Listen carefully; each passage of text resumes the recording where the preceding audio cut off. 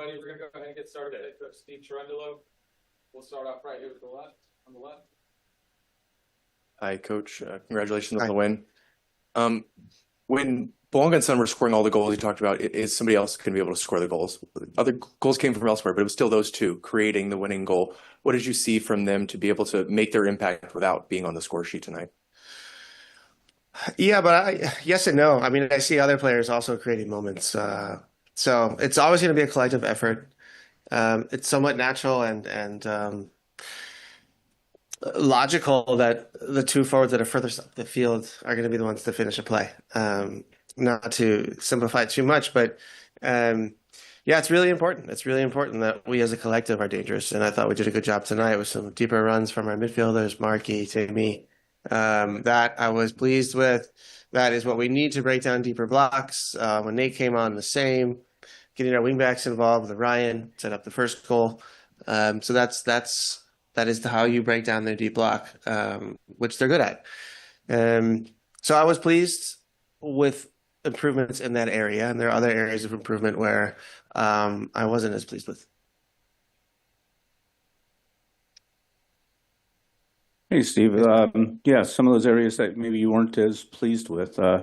One thing that it seemed is you guys had opportunities, and you got to finish the opportunities so that they aren't coming back at you at 1-1. And I'm just wondering your thoughts on not finishing some of those, and were there difficulties in there, or is that credit to their defending?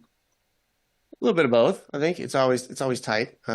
If we were as effective with our chances as Austin is, I think we'd never lose a game. I think we played them 3 times this year. They've got maybe 4 shots on goal and 3 goals, which is pretty insane. A couple of those are more errors from us. So overall, I'm happy that we don't concede too many chances. I was not happy with a little bit of some too deep defending at times, and it looks a little dangerous, or it looks from them they're applying pressure, dumping balls in the box. There could be balls that you don't clear, second balls, hand balls, all of those things happen. That's a little unnecessary to me. That comes when you don't get enough pressure on the ball, and when you're just dropping, and that's what Sunday will look like. So that's an area we need to improve on. And when you are sitting a little deeper, then it's also logical that you'll have some moments in transition. And we weren't good in those moments tonight. We weren't good enough. Our decision making to stay in possession, so slow it down, add numbers, move methodically forward, or to play a little cleaner and finish our attacks. We were kind of misfiring in both of those areas, and those are I think the biggest improvements we'll need if we want to win on Sunday.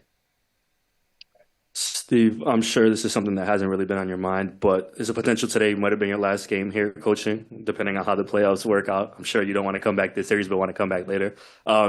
Thoughts on just the playoff atmosphere? Dodgers playing a World Series game today. Energy was still good in here. And then in turn, this has been such an important part of LAFC's success, being home, playing these big home games, MLS Cup, Open Cup, and things of that nature. Just the potential of having to do this on the road in your last season. How does that kind of go in your mind, I guess? I'd love it. I'd actually, I prefer always to play in front of our own fans, but there's something, for me at least, being maybe an ex-defender, really fun about winning away. So I'd love it, and we haven't been able to raise a trophy away from home, and we've had a few opportunities. So it's that would be amazing. Yeah, I think I actually realized for the first time maybe this morning that it could be the last game. Not really good at reflecting about my own personal situation. I'll work on it. So yeah. I'm not sure, and I hope it's not on the minds of any of our players. They have enough on their plate. Steve, over here. How do you think you managed the chaos tonight? Obviously, they got the 1 goal, but it seems like they thrive in that chaos. How do you guys think you manage that? Okay. Again, I think when teams do that, when the game opens up, we had chances to finish it off. 3-1, but also 2-0, more importantly. And I think that is what we need to focus on. If you are going to sit a little deeper after you take a lead, then your transition game needs to be lethal and or the decision making has to be proper, where you can move forward and start controlling the game with the ball again, especially at home. but just relying on a quick transition, and if it doesn't work, you're sitting in deeper. That's not a recipe for success. And so, again, those moments we'll talk about and we'll work on. Nate's introduction to the game seemed to really sort of open up space and create some chances. How do you see him versus a Tillman in the attack versus what you get from both of those guys? And how do you determine who gets the bulk of those minutes?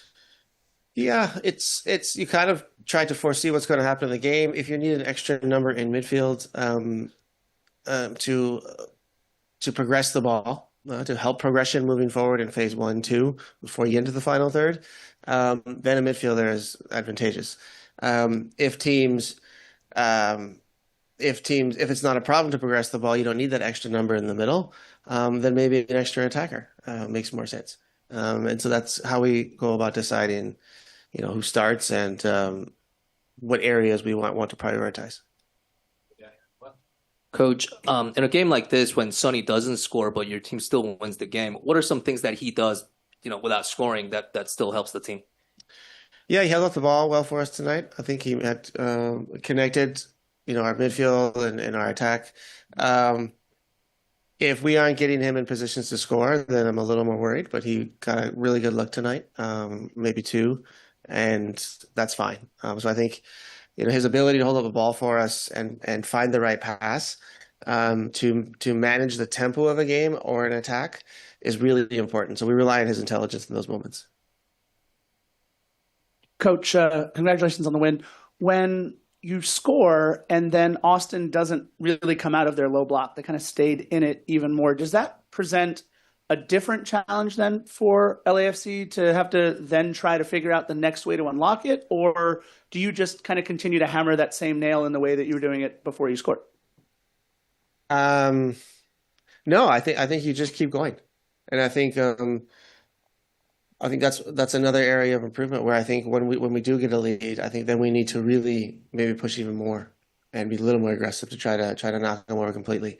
It is a very it's a very difficult team to break down. But I do think once you do get a lead, you need to continue doing what you did well, and that was progressing the ball with a little more aggressive fashion and trying to get in behind as much as possible, and that was working. Hi, Coach. Derek with the Korea Daily. So you just mentioned the Sonny's role in this game, but unlike the last time, both Sonny and Blanca were in the lineup. So what differences did you notice? Yeah, we're just more dangerous. I think without finishing plays tonight, the two of them were still dangerous and created a lot of dangerous moments. They attract attention, which allows us to get maybe Timmy more in the attack. Both wingbacks found spots in the box. Ryan set up the first goal. So Markey had a couple moments in the box. It allows us to get other players in the box too. And that's what you need to break down a deep block and to really step up the pressure on the opponent. One last one on Zoom. Jim, can you hear us? Hey, Coach. Nico mentioned that he's going to try to make this game physical. Did you notice them being more physical than in the previous meetings with them? I mean, there were some sort of rough fouls, but did you sense a more physical sort of play from them than what you were used to? Yeah. You look up for the kickoff where Ilya just stepped into Sonny twice, which is ridiculous if you ask me. There's no need for that. But our response was excellent. I think we won't back down for sure. It's not in the DNA of this group. So as long as it's fair, I'm totally fine with it. It's playoffs. Why not? Ilya said that he thought something came at him. Watch it again. All right.